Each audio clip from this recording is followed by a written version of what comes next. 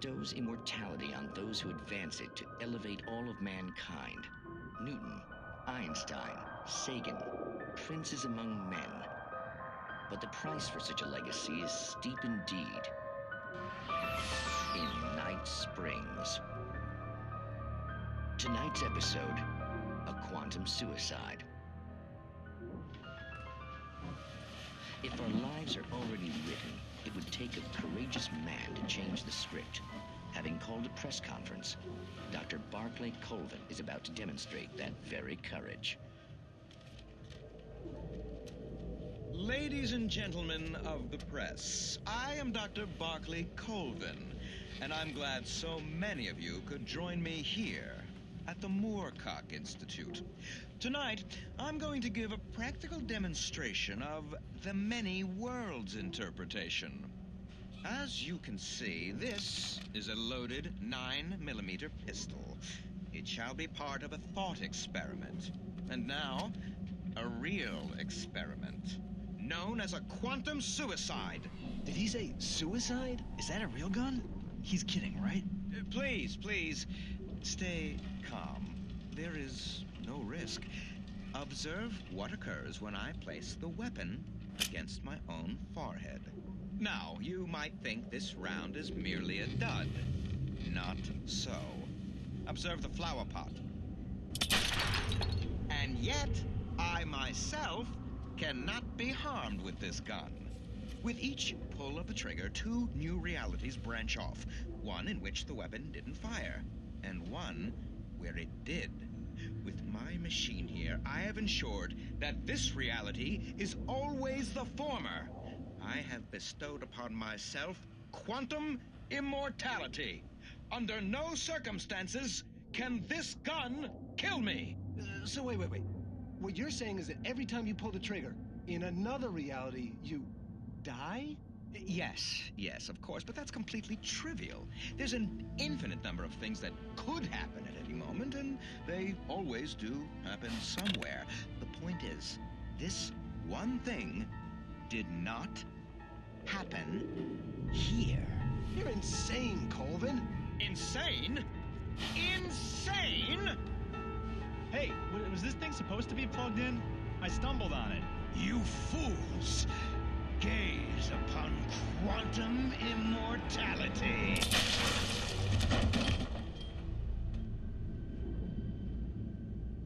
Poor Dr. Colvin, felled by his own hubris or the ignorance of the masses.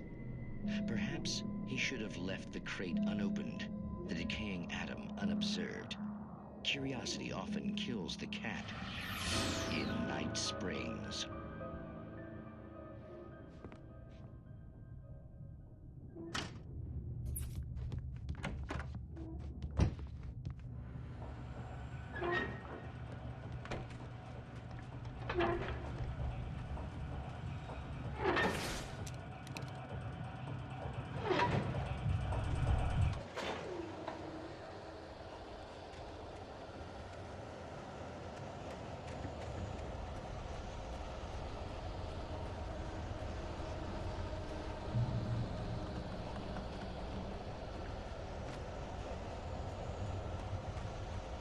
Taking us for what worthy is not as simple and tricky as you might think.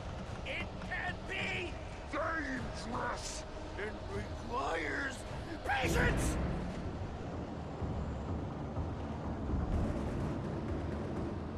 Oh no. Even with the engine.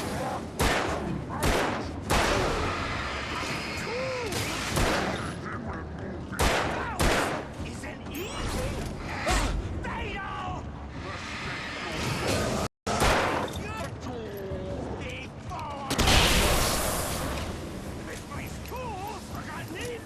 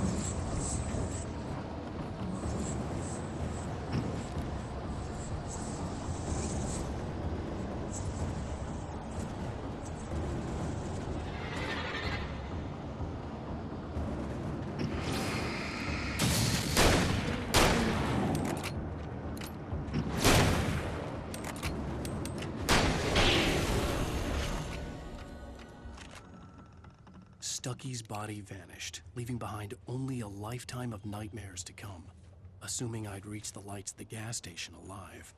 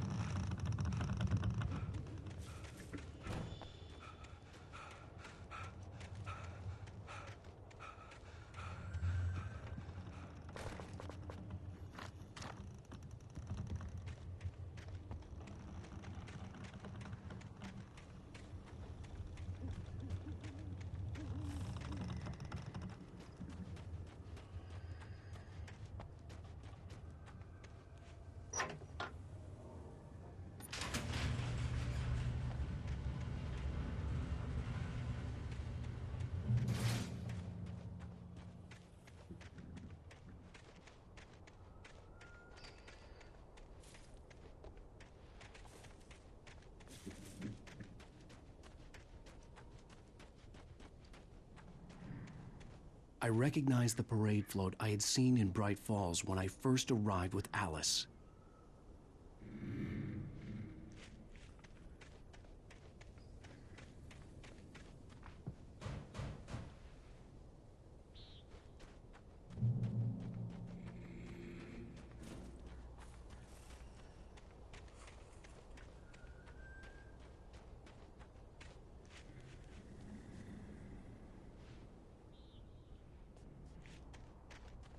After the insanity I had just experienced in the darkness, the lights of the gas station felt comforting.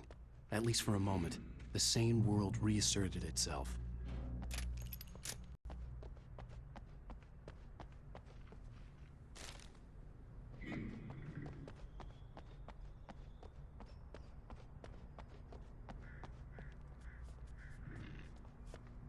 The Deer Fest had been 2 weeks away when we arrived. If the day count on the banner was right, I was missing a whole week between the night we got here and now. The garage was a mess. It looked like someone had trashed the place, or that there'd been some kind of fight. All right.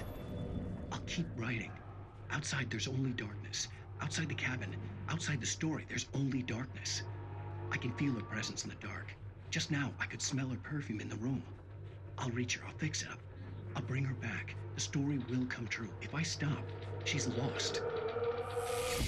I don't believe this. It'd been me on the TV, talking crazy. Was I losing my mind?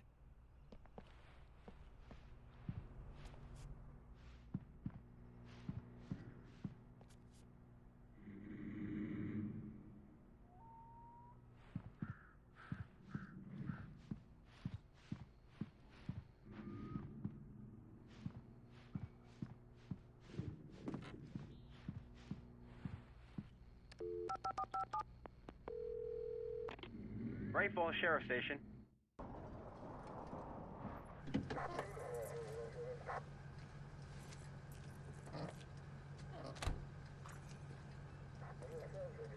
Oh, thank God, Sheriff. Sheriff Sarah Breaker. You are... I'm Alan Wake, but listen, I was in a car crash. My wife, Alice, she's missing. Calm down, Mr. Wake. We were staying in a cabin on the island, on Cauldron Lake. There's no island on Cauldron Lake, not since the big eruption in the 70s. Please, I can take you there, okay? You look like you've taken a pretty bad knock to the head. Are you okay? Listen. We'll figure this out. Please get in the car. We'll swing by the lake and then we'll go to the station, okay? Mr. Wake, have you seen Stucky, the guy who owns this place? I realized I couldn't tell her what had happened in the forest. She wouldn't have believed me. And then she wouldn't have helped me with Alice.